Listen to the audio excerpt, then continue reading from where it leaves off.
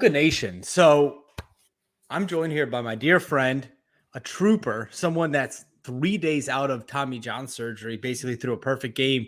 And now he's back recording your guys' most favorite type of content, auction content. People love occasion. Good. They're jonesing, they're on the edge of their seat every Monday morning to kind of give the recap of what happened in PWCC Weekly and kind of your spin on it. And I think you do it in a unique way where you're very matter of fact, and people appreciate that. You stay away from kind of the hobby drama, the hobby politics, and you give people the information. So today we're going to do a PWCC premiere. We'll probably be doing other kind of preview auctions in the future, maybe with alt or golden, we'll see. But today we're going to start off with PWCC premiere. And I have 5 cards that I've spotlighted that I think are very interesting to you. And then we'll open it up. So first 20, 30 minutes, Luka Nation will be very specific NBA modern cards. But I of course, I added a Jordan or two there for you. Sure. And then we'll open it up and kind of talk through the auction and what you're seeing in the market. Do you think January is kind of going to be that time where prices perk back up? And just your overall take. So welcome to the show, Cajun. I know it was a long intro. How you doing, my man? I'm doing good, man. I'm today's one of those days. Yeah, this is actually day 4 post-surgery, so I'm alive and well. So I'm grateful to God for that and thankful. And today was the first day I went and I got my stuff cut out and they cleaned up my stitches in my elbow. I got elbow surgery. And it's just, I'm 48 years old, been around here for a while, been around the block. There's guys older and there's guys like you younger, but today's one of those days where it kind of puts everything in perspective, Andrew, that like I'm without the use of a left arm, but when I went into this rehab clinic or whatever, I got people learning to talk again. I got people learning to walk again. I got people with debilitating injuries. So it was like, you know what? I get to talk about basketball. I don't need my left arm to go talk about cards with my friend Andrew. You know what I mean?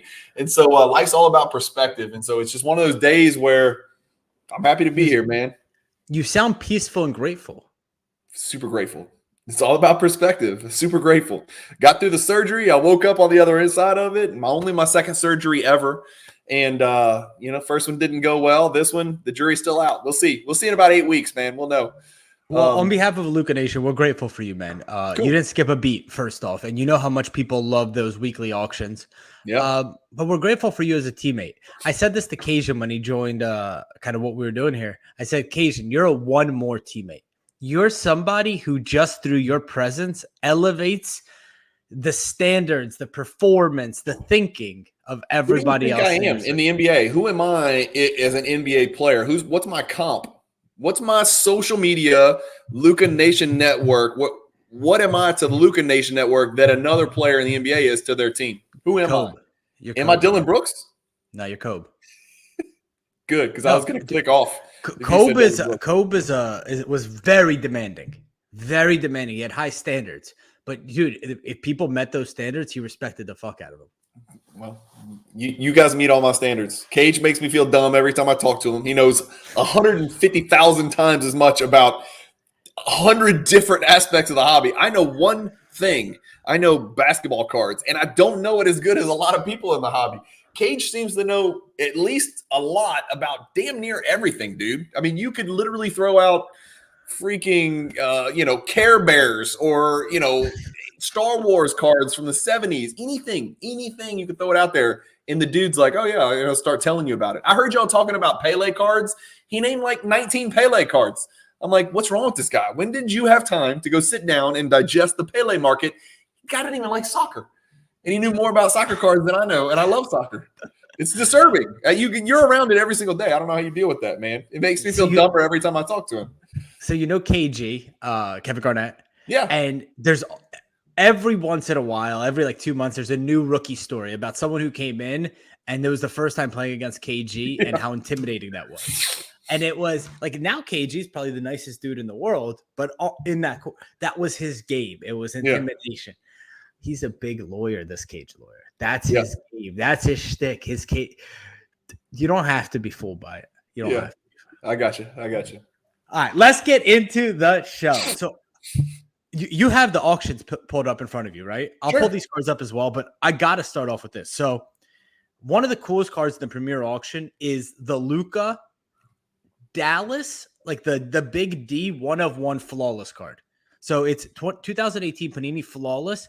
It's the gorgeous patch for D. It could be from Doncic. It could be from Dallas. It's a 1/1 BGS 9, and it's his rookie card. And on the heels of Shine sold the card for 4.4 million, 4.6, whatever the number is. Then he bought it back. You got to imagine this card is going to have some say. This is a gorgeous copy. You're talking about, yeah, I'm looking at it. It's filthy. Horizontal, some people don't like horizontal. Some people don't like BGS 9s. But there's a lot to like about this card, man. The patch is nasty. Is it a D, or is it D for Doncic or D for Dallas, or do we know? Both. Oh, it has to be one or the other. I mean, it has to come from the Dallas or the Doncic. It's not going to come from both. But yes, you're right. It could stand for both. But I wonder which one it comes from. But that's a 1/1. I'm not Wax Museum podcast here. You'd have to ask him. He knows. No, I know. Look, some of these people in the hobby that like go to the origin of where the patch come from and what game it came from and what it means. And I don't know how people have the time and the diligence to do all that stuff. But it's funny you brought that card up. The first card, the one card in this auction, and I'm not in the market for it, that really caught my eye, and I showed Cajun Jr. I was like, Cam, look at this card. Like, what do you think about this card? It's another 1/1 Doncic. It's the Doncic Bird dual logo man. A nasty card as well. And they're right by each other. Right now, they're at 75,000 and 55,000 for the Bird Doncic dual logo man. And it's a dual logo man auto 1/1, and it's also from Immaculate, which is right there in that top tier as well, just right next to Flawless. So cool cards, man.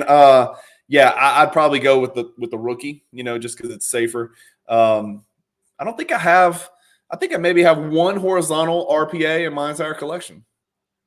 Why is that horizontal thing a big deal? Everyone brings that up. I actually sat on a flight from Philly to Miami, and a guy sitting next to me is a card collector. He's like, I was listening to your conversation. I wanted to show you my collection. But he said the same thing. He doesn't have anything horizontal in his collection. I don't. I mean, it's not that I care one way or the other. I just repeat what I hear people say. It's like, I don't know. When I got into the hobby, they're like, oh, it's horizontal. It's worth less. I'm like, Occasion, does this mess with you? That OCD, the difference between the Bird logo man and the Doncic, just how much the jerseys have changed over the years? Lets you know one of those jerseys is from the 80s, or and one of them is from the what is it, ultra modern era. That's all that matters to me. That, for whatever reason, that does not bother me. That does not bother me as much as a BGS 9 slab. I don't know. I'm a gem snob. You know that. Like, if I'm going to buy a card like this, it's probably needs to be in a BGS 9.5 slab. That's just me. Again, it's I'm not 1/1. I'm not in the market for these cards. I mean, I'd rather have it in a PSA 8 slab. That's just me. I don't know. Something about BGS 9, the color, I can't dig it. Like, I'm spoiled, I guess. What card stuck out for you in this auction? So the Bird, you mentioned that. What card stuck out for you? I feel like the Giannis, and I don't want to get into a whole should we fire Coach Bud, because that will take us to left field, and you'll be so mad at me. Yeah, I mean, obviously the card I'm a Jordan collector, first and foremost. Jordan over everything. That all paths lead to Jordan. I say it all the time on my channel and on my Instagram page. The card that stands out to me is it's the card that's going to sell for the most in this auction. It's a $420,000 right now, pre-buyer's premium. It's the Jordan game jersey auto hand serial number to 23. I mean, it's a freaking whale. If sorted highest to lowest, then it's going to come up first. That is the card. When I saw it, I was like, well, it's not going to affect my life because I can't afford it. But I wonder what that card's going to sell for, because if you throw out the green PMG Jordan, there's only so many Jordans out there that are worth $1 million. This one's at 420. Let me do some quick Cajun math. That's 520. That's about $524,000 already.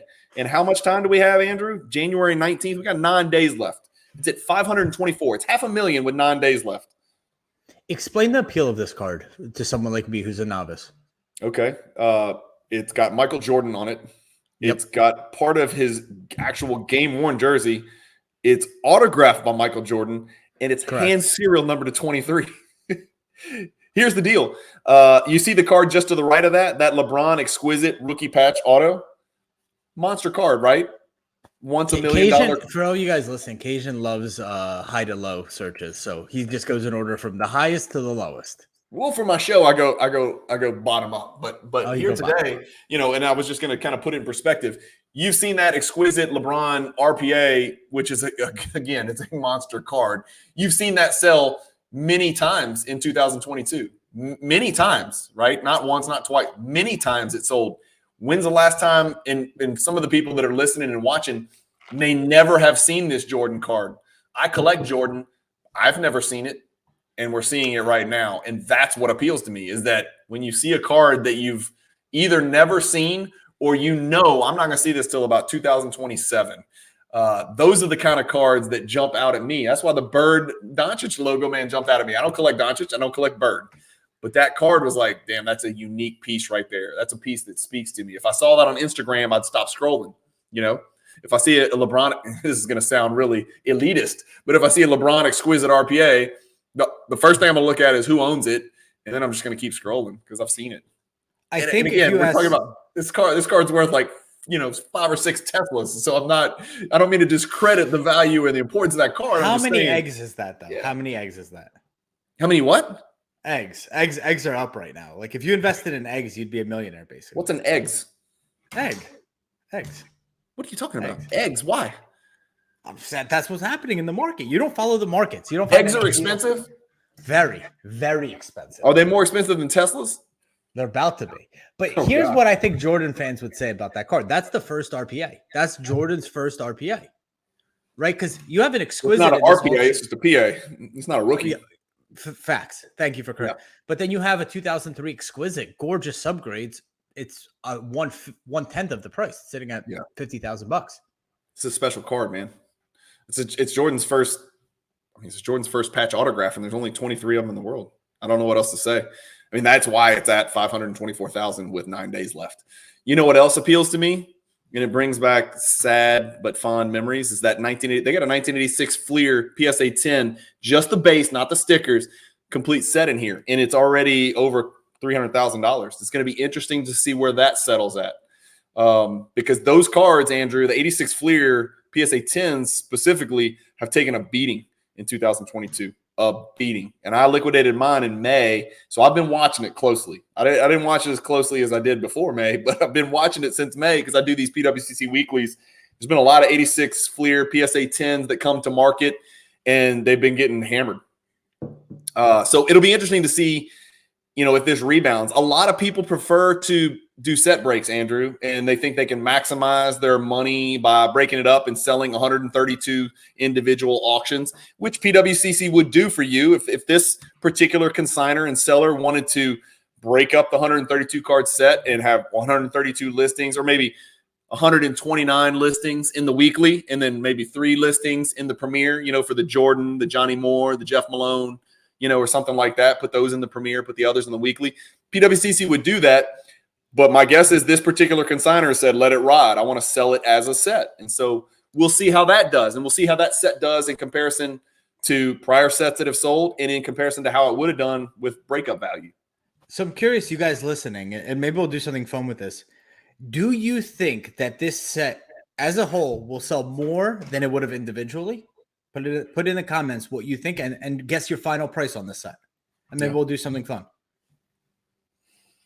I think you save time. I think when you put a set together like that, how many sets out there could there be? 150, 25 complete sets? I can't imagine there's even close. Well, I know this. There's not 100. There's only 75, like Johnny Moore's and Jeff Malone's around there, right? So there's probably, this is just base sets. Like with the stickers, I think, Andrew, there's probably maybe 9 or 10 out there in the world, because Kareem's popped 15 sticker. So we know there's not more than 15. I think there's probably 9 or 10.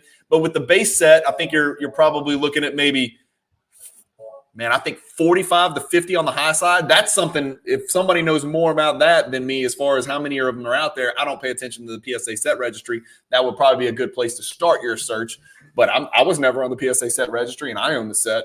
So I'm sure those are out there for people that aren't tech savvy or care about the PSA set registry. I don't know. It's a great question. How many 86 Fleer PSA 10 just base sets are in existence? I don't know. It'll be fun to watch though. It's over 300,000 already. So, and what are we going to assume? The Jordans, worth somewhere from 180 to 220. right? And so that's how you kind of work backwards. You do the backwards math. So the Jordan's worth 180 to 220. It's at 310 right now or something like that. So that means the rest of them are selling for 90. And then you go to Card Ladder, then you go to Market Movers, then you go to Alt. You go figure out your values and work your way back and figure out what you're willing to bid for it and what it should be worth. Based on recent comps. It's tough. It's tough. It's fun. Hey, Cajun. We just saw in Weekly, I think you went over this, 50,000 plus was a LeBron logo, man. Yeah, a random LeBron logo. I didn't know anything about it. Yeah. In this premiere, there's 2 more.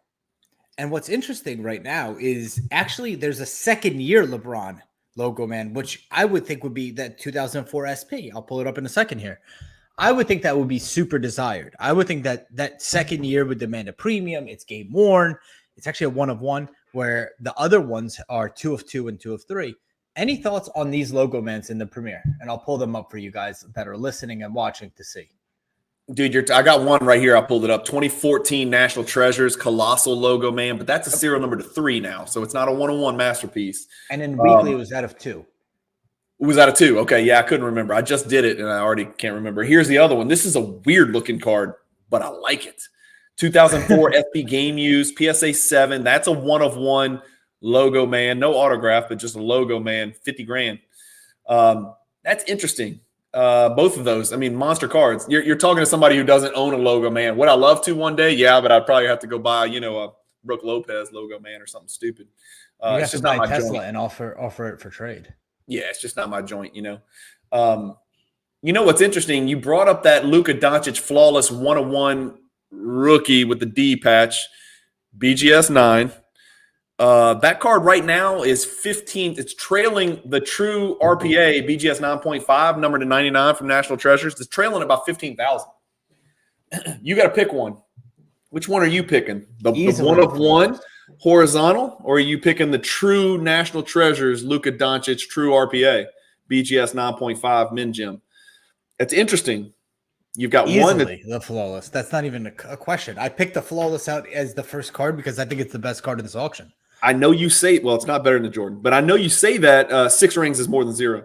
I know you say that, but Andrew, I talked about this on Instagram the other day, and I even solicited comments from other people. I think Alex from our content team, who's a genius, by the way, pulled the perfect clip, and it was comparing flawless and immaculate versus National Treasures in the huge price disparity between those two, even when comparing similar cards with similar serial numbers.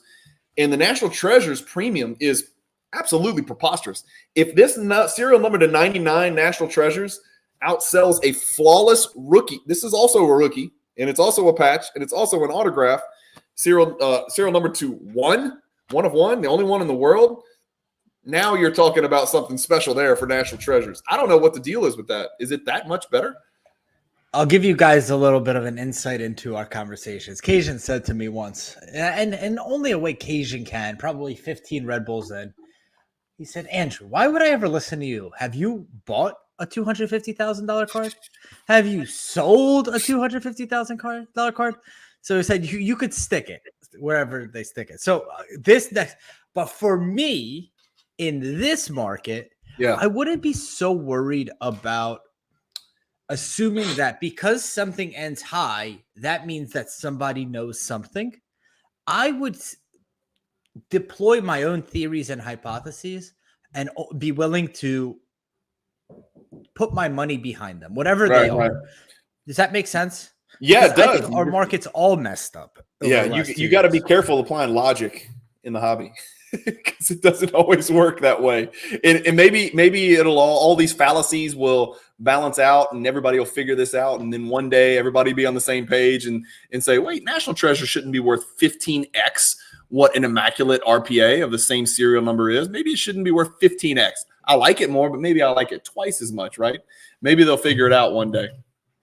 Cajun, your best clip recently was the Jaylen Brown one.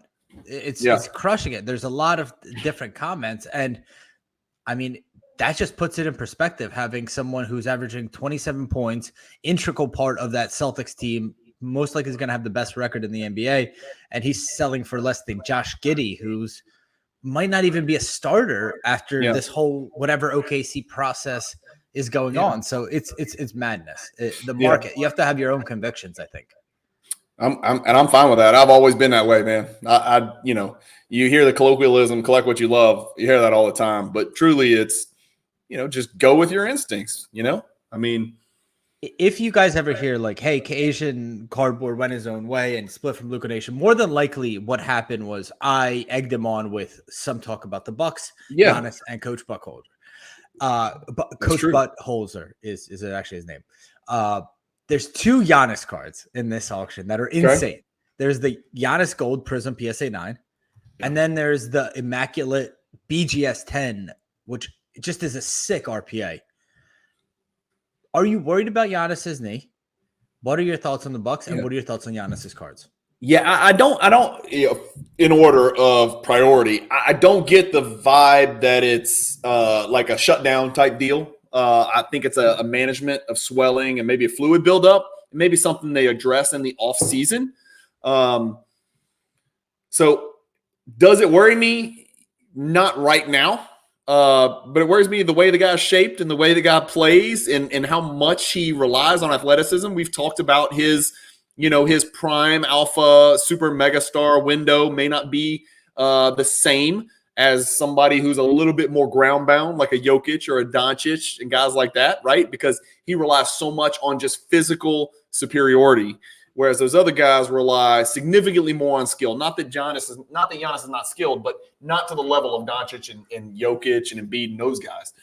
So does it worry me a little bit? Yeah, I'm a huge Bucks fan. So yeah, it worries me a little bit. But historically, can they just clean it up in the offseason and be done with it? Yeah, I mean, I haven't heard anything to state otherwise, so I'm not going to panic or anything like that. What do you think about these 2 cards? Which one are you liking more? The gold PSA 9 or the BGS 10 Immaculate RPA 4-color patch? I like the Immaculate. And I know gold is everything. We had kind of a gold rush, even to the point where 2nd, 3rd, 4th year Prism Gold was like just sought after and chased. Yeah. But that Immaculate, it's a thick card. It's a gorgeous patch. It's an on-card auto. And you guys know with these thicker cards, getting a BGS 10, getting a perfect card is nearly impossible. It's a nice card.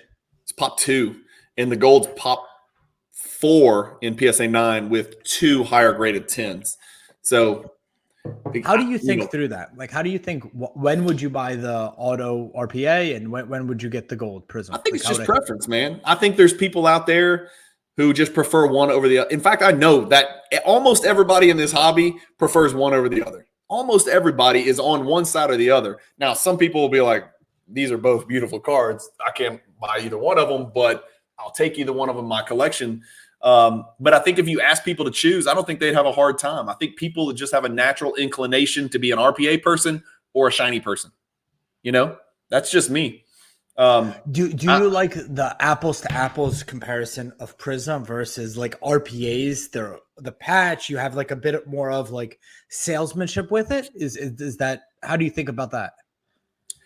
Well, every gold Prism PSA 9, well, you shouldn't say that because even PSA 9s differ a little bit, and some 9s are better than other 9s. And we see that in the 86 Fleer Jordan world. We see it in the 2003 Chrome LeBron world, and the 1980 Magic Topps Bird rookie world. So not all 9s less in the ultra modern though. But in ultra modern, even RPAs with the same grade, you can distinguish the patch. You can distinguish the quality and the clarity of the autograph. Whereas if you're talking about this Prism Gold, you're like, odds are this Prism Gold PSA 9 is going to sell for, the same price if another one sells 7 days later. Whereas the RPA, a particular buyer may say, no, that patch is special. Or the seller may try to sell you, yeah, but my patch is better than any other patch. You hear that all the time. You hear it a lot when you go to shows and you're talking to dealers. It just so happens that every dealer has the best patch. You hear that a lot. Cajun. Last one. Curry's coming back. What do you expect from this Warriors team? Curry's back tonight. Well, are you sure? I'm always sure, Cajun. Are you sure he's coming back tonight? You know what that means? You owe me money. That means they went 6-5. I was really hoping for a push. Are you sure he's back tonight? He's back tonight, big dog. Man, I hope he sits one more and they lose to the Suns at home. I need him to lose to the Suns at home when the Suns have got no players Give playing. people the breakdown of what happens in our group chats. You say something stupid. I call you out for being stupid with no foundation and no basis. And then somehow what the stupid thing you said actually happens. And then I have to eat shit and apologize to you and pay you money at the same time. So there's a chance I may go dark, man. I may go dark for the rest of the season since I've lost a bet to you and I've got to pay you along on top of it and listen to you talk about the Warriors for the rest of the season. I don't know when Curry comes back. I told you the Nuggets are my team to win the West. I think the Nuggets are going to win the West. I think they're going to have the best record at the end of the regular season when all is said and done. The Warriors got a little bit of work to do. I am really astonished they went 6-5 without Curry. I am absolutely floored. I cannot believe it. That's what I think about the Warriors. And then you throw Curry back in the mix, as we talk about all the time, chemistry is everything. But those guys have been doing it so long together. I don't think they're going to miss a beat once Curry comes back. I don't think they need to acclimate themselves to Steph Curry being on the floor. The gravity he has, the way he plays, it's going to make everybody's job easier. It's going to make Draymond Green look good again. Poole's not going to have all that pressure. Clay's going to be able to chill a little bit. The one thing this 11 games has done is it's allowed Clay to make me look stupid because I thought the dude was, on his last leg. And then he decides to go for 50, I think 40, a couple in the 30s without Steph on the floor, without Steph creating that space, with all that gravity that he has. So I don't know. I don't know what the deal is with the Warriors, man. I'd love to see Poole, Curry, and Clay find a way to play with each other, right? Like I think what made Sean Livingston, if you guys remember, he was the sixth man, but he really came in and was able to find some space with this first unit. And they were just insane. They would go on 20 to like 2 runs in like the blink of an eye sometimes. That was the old Warriors. All right.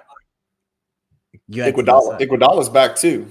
And while that may not matter much for the regular season, and he is on his last leg, that much I'm sure of. He's a guy that's nice to have on your roster come postseason because been there, done that, and he'll do whatever it takes. I mean, he'll do whatever you need him to do. Candid, right hand to God. I swear to tell the whole truth.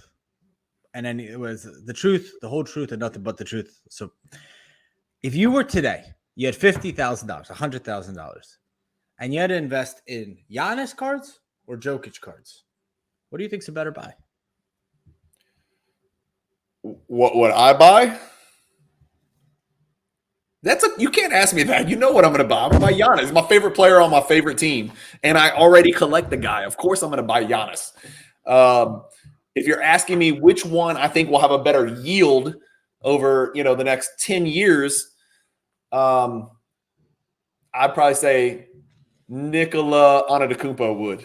50-50. He's a smart man. Cajun, 30 minutes. Any thoughts, anything you want to touch on with the PWCC Premier preview?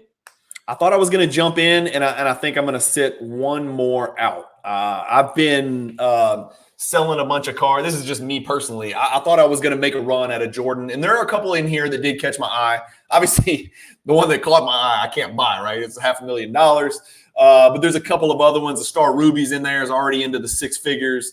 There's a bunch. I think there's a bunch of Jordan LeBron dual autograph cards. I'm not an autograph collector.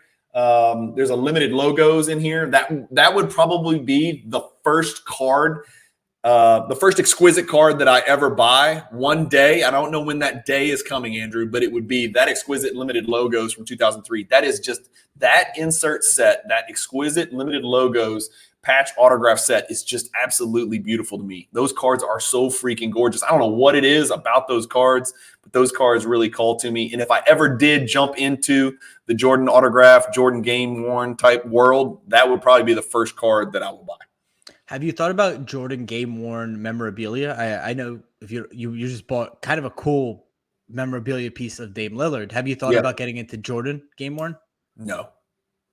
There's too much meat left on the bone with Jordan basketball cards. Okay. I've got a long way to go. I'm going to stay in my lane on that one. Yeah. What, if someone, pulled you aside and, you had a few shots and were like, Cajun, unfiltered, what have you learned about the hobby, about investing, about the card market, just let's just COVID to now, this 2-year, sort of 2.5-year little period we had. What have you learned? What takeaways you could kind of put it in like a scroll and send it to the ocean and someone finds it? Take profits on cards you don't care about and reinvest it into cards you do care about. I'll never. Like that. Yeah. I mean, think about that. I mean, Andrew, I am definitely not alone. In fact, I think I can safely say I speak for a large percentage of the hobby when I say, if only we had known how precipitous the return to normalcy was going to be on values, we would have sold a lot of these cards that we really don't care about. A lot of these cards were not cards that we loved and cared about. These were assets that we were speculating on. And I say that as a hybrid collector investor. Had we known that we were going to see Mount Everest on these card ladder graphs, I think a lot of us would have sold somewhere on the upslope in the beginning. And I don't think it'll ever happen again. I don't think we'll ever see, we talked about this some in the group chat, I don't think we'll ever see that mountain that we saw. We're going to see hills, and we're going to see steps and smaller swells, and we may even see an up and to the right over the next decade. We will never see a steep up and to the right like we saw in that 18 to 24 month period, Andrew, because people like me are going to take profits on cards they don't absolutely love. Take profits on cards you don't care about and buy cards you do care about. With the money. Yeah. Everybody was chasing 24X.